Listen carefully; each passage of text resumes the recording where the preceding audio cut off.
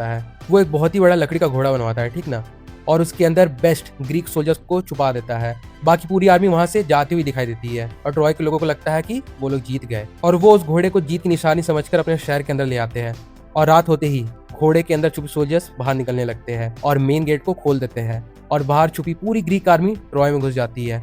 और सिर्फ एक ही रात में सालों से ना जीता जा सका ट्रॉय बर्बाद हो जाता है। किंग प्रियम मारा जाता है, रॉयल फैमिली बिखर जाती है और ट्रॉय हमेशा के लिए खत्म हो जाता है। अब यहाँ तक तो हम समझ गए, लेकिन इस कहानी में आखिर आर्किलिस के साथ क्या होता है? तो चलो वो भी मैं बताता हूँ। देखो, मूवी में पेरिस अपोलो की मदद से आर्किलिस के पैर पे तीर चलाता है। आखिरी तीर उसके हील यानी एड़ी पर लगती है और माइथोलॉजी के हिसाब से आर्किलिस के पूरे शरीर में केवल वही एक कमजोर हिस्सा था और इसी वजह से दुनिया का सबसे डेंजरस वॉरियर वहीं पर गिर के मर जाता है। और इसी कहानी से इंग्लिश का फेमस फ्रेज आया है, आर्किलिस हील, यानी किसी इंसान की एक छोटी सी वीकनेस। और देखो, ये तो हो गई कि आर्किलिस की डेथ। इसके बाद इस पूरी कहानी का एंड कैसे होता है एंड क्रिस्टोफर नोलन की जो ओडिसी मूवी आ रही है कल, उसकी शुरुआत कैसे होगी तो उसे मैं बताता हूँ। अब देखो, ट्रॉय तो खत्म हो चुका है ना, आर्किलिस भी मर चुका है, लेकिन एक हीरो अभी भी घर नहीं पहुंचा है और वो है ओडिसियस, जहां पर जंग पूरी तरीके से खत्म हो जाती है जो कि चलती है 10 साल तक।